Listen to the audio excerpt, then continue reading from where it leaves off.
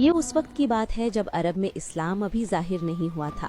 مکہ کے قریش قبیلے کے ایک سمانت گھرانے میں حضرت عبداللہ بن عبد المطلب رضی اللہ عنہ کی ایک نوکرانی تھی جن کا نام برکہ تھا۔ وہ حبشہ یعنی آج کے ایتھیوپیا کی رہنے والی نیک دل اور وفادار عورت تھیں۔ ان کے چہرے پر سچائی اور سادگی کی جھلک صاف نظر آتی تھی۔ جب حضرت عبداللہ نے حضرت آمنہ رضی اللہ عنہا سے نکاح کیا تو برکہ یعنی ایمن ان کے گھر میں ان کی سیوا کے لیے رہی۔ کچھ ہی دن گزرے تھے کہ حضرت عبداللہ شام کی طرف سفر پر گئے، لیکن مدینہ کے پاس ابوا نام کی جگہ پر بیمار ہو گئے اور وہیں ان کا انتقال یعنی موت ہو گئی۔ جب یہ دکھ بھری خبر مکہ پہنچی تو ایمن نے حضرت آمنہ کو ڈھانڈس بندھایا، ان کو ہمت دی۔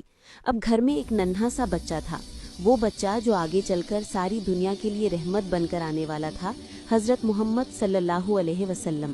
اب ایمن پر یہ بڑی ذمہ داری تھی کہ وہ اس یتیم بچے کی دیکھ بھال کرے۔ جب نبی صلی اللہ علیہ وسلم پیدا ہوئے تو حضرت آمنہ نے پیار سے کہا، اے برکہ، میرے بیٹے کو اپنی گود میں لے لو۔ ایمن نے ننھے محمد صلی اللہ علیہ وسلم کو گود میں لیا، ان کے چہرے کو چوما اور دل سے دعا کی کہ خدا اس بچے کو بہت اونچا مقام دے۔ بچپن کے دنوں میں ایمن ہمیشہ حضرت آمنہ کے ساتھ رہیں، کبھی سفر میں کبھی گھر پر۔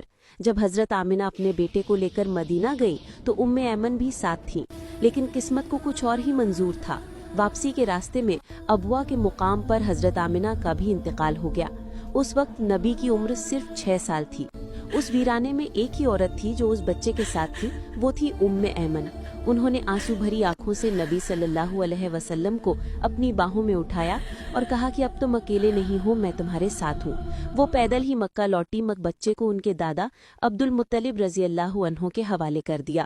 اس دن کے بعد نبی صلی اللہ علیہ وسلم ہمیشہ انہیں کہا کرتے تھے، امی بعد امی، یعنی میری ماں کے بعد میری ماں۔ سمے بیتتا گیا، نبی جوان ہوئے، پھر پیغمبر بنے۔ ایمن نے سب سے پہلے اسلام قبول کیا۔ وہ مکہ سے مدینہ ہجرت بھی کر گئیں۔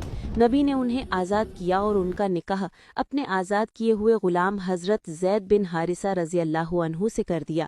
ان دونوں سے حضرت اسامہ بن زید رضی اللہ عنہ پیدا ہوئے، وہی نوجوان صحابی جنہیں نبی بہت پیار کرتے تھے اور اپنی فوج کا سردار بھی بنایا تھا۔ نبی صلی اللہ علیہ وسلم اکثر ایمن کے گھر جایا کرتے، ان سے بہت عزت اور محبت سے پیش آتے۔ جب نبی صلی اللہ علیہ وسلم کا انتقال ہوا تو ایمن بہت روئیں۔ حضرت ابو بکر اور حضرت عمر رضی اللہ عنہ انہیں ملنے آئے اور بولے، ایمن، آپ کیوں رو رہی ہیں؟ اللہ کے رسول تو اب جنت میں ہیں۔ انہوں نے جواب دیا، میں اس لیے نہیں رو رہی کہ نبی دنیا سے چلے گئے ہیں، بلکہ اس لیے کہ اب آسمان سے وحی یعنی خدا کا پیغام آنا بند ہو گیا ہے۔ یہ سن کر دونوں صحابی بھی رو پڑے۔